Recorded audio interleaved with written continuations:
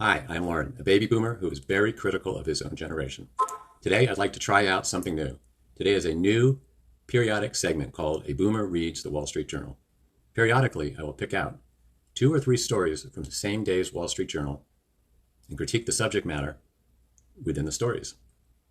I won't read the individual stories to you. I will create my own stories using the Wall Street Journal stories as input. I may agree with the story or disagree, or just point out where I think the author gets things wrong, arrogance on my part, or admit to learning incredible new insights.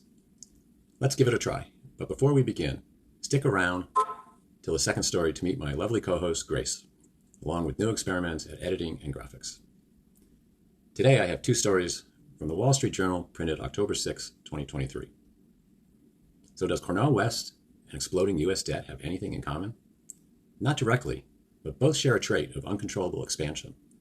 Ego in the case of West, and irresponsibility in the case of debt. The first story we are looking at is on page A4, a story entitled, West Enters Presidential Race, Stoking Democrats' Fears of a Spoiler by Ken Thomas. Let's call this segment Cornel West's delusional, quixotic quest for the presidency, and deconstruct his run for the presidency in academic terms Mr. West hopefully will understand. In the annals of political ambition, there emerges from time to time figures whose audacity is matched only by the bewildering nature of their causes, a Don Quixote tilting at windmills. And in this ever theatrical 2024 election season, our modern day Quixote appears to be none other than Cornel West. Does the name ring a bell? If not, don't worry about it too much. To begin, one must admire Dr. West's scholarly achievements, see Wikipedia. His intellect shines brightly in the Ivy League academic arena, much like a dazzling Pavarotti performance in a grand opera. Yet, when the same light is cast upon the murky waters of political maneuvering, the result is a refracted, confusing array of intentions and outcomes. West's decision to run as an independent candidate is akin to a Shakespearean actor deciding to forsake the global theater for a run at stand-up comedy in a dimly lit lounge. It's brave, it's unexpected, and one can't help but wonder if he's misread the room, or even sees the room, or even knows what room he is in. His claim to represent disaffected voters is admirable, reminiscent of Prometheus stealing fire for humanity. But like Icarus soaring ever closer to the sun, West risks melting his wings in his high-flying bid, assuming he can even get off the ground. For history has not looked kindly upon third-party interlopers, which often play the role of unwitting spoilers. West's conviction that the Biden administration has turned its back on the poor and working class stands in stark contrast to the empirical evidence. One is reminded of Galileo's assertion that the earth revolves around the sun. It was revolutionary, get it? But unlike Galileo, West's claim doesn't hold up to scrutiny, given nobody can find out where his center of gravity is located. Moreover, his stance on NATO's aid to Ukraine is a baffling Gordian knot in his platform. To understand it requires a Herculean effort, and even then, one might be left scratching their head.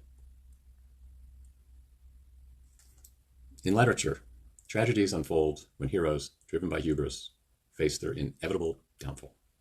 While West's tale might not be Sophoclean in its dimensions, there's a tragicomic air to his quest, and a similar tragicomic air to Robert F. Kennedy Jr.'s quest, and a national disaster of epic proportions if the West Virginia Senator Joe Manchin seeks the presidency under the no labels ticket. While the world of academia may have been enriched by West's contributions, the political arena is not his calling. As with all theatrical pursuits, one can only hope that our protagonist recognizes his role before the final curtain falls. The next story up on deck, as promised, is a solid story by Greg Ip on page A2, entitled Rising Rates Mean Deficits Matter. You can never accuse the Wall Street Journal of putting out clickbait titles.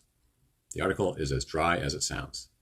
So let us give our jaundiced take on a topic which should be of paramount importance to both political parties. But, well, you know how that goes. I'd like to turn over this piece to my co-host, Grace. Give her a hand. Thanks, Lauren. Hi, I'm Grace of Unknown Age.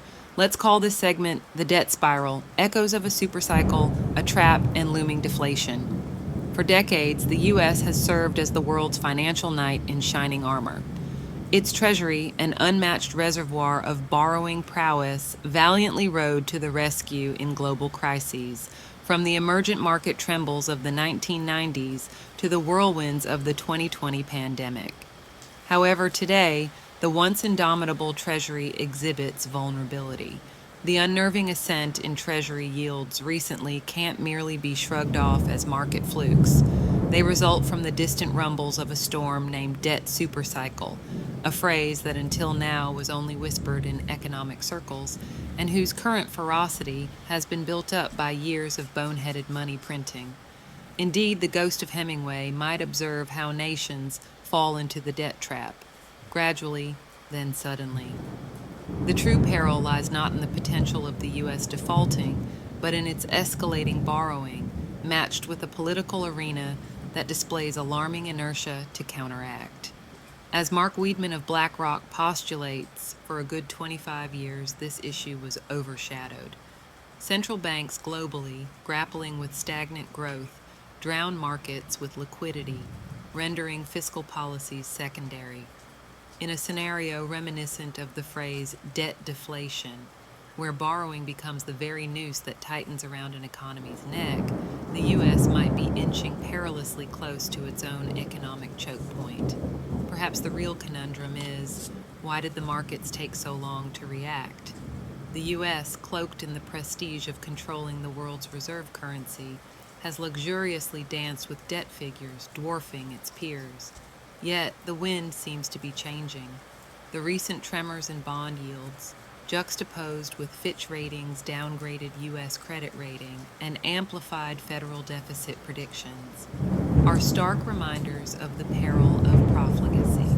The political sphere's apparent indifference to reining in deficits, evident in the stances of both Trump and Biden, coupled with the fractious atmosphere in the House of Representatives, indicates a concerning erosion of governance.